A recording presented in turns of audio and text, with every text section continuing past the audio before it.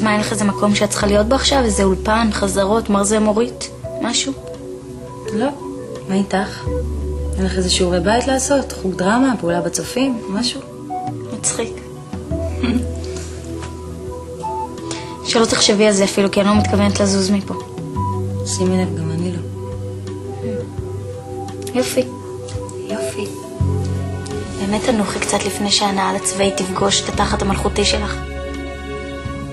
סליחה? שמעת אותי טוב מאוד.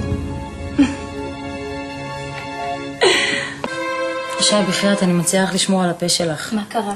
האמת כואבת?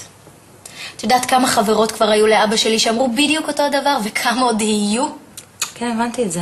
הבנתי שזו דעתך, ואני לא מעוניינת לשמוע, תודה. חבל עלייך. חבל שאת לא מבינה שאת רק עוד שעשוע בשביל אבא שלי, אמנם מודל 2007, אבל עדיין, רק שעשוע. והאמת, נינה, שעם הגיל, הטעם של אבא שלי לא נהיה יותר טוב. וזה די בולט לעין. שי, מתוקה. תראי, אני מאוד אוהבת את אבא שלך. כן. כן? אבל אני חושבת שהוא פשוט עשה עבודה מחורבנת עם החינוך, כי את הילדה הכי לא מחונכת שהכרתי. אני ממש מתנצלת שקיבלתי חינוך יוקרתי בפנימייה בשוויץ, ולא קיבלתי את החינוך החם והאנאלפביתי שמקבלים אצלכם בדרום. ממש, סליחה. שי, תירגעי ומהר. מה קרה? הגעתי בפנינת הדרום שלך? בואי נשים את הדברים על השולחן, נינת. את בסך הכל חתיכת פרחה קטנה שבטעות תפסה את אלוהים, או יותר נכון, את הרמטכ"ל מהביצים.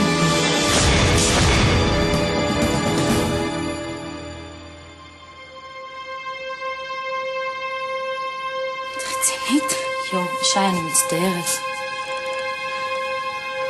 אני לא התכוונתי אל תגיעי בי. שי, שי.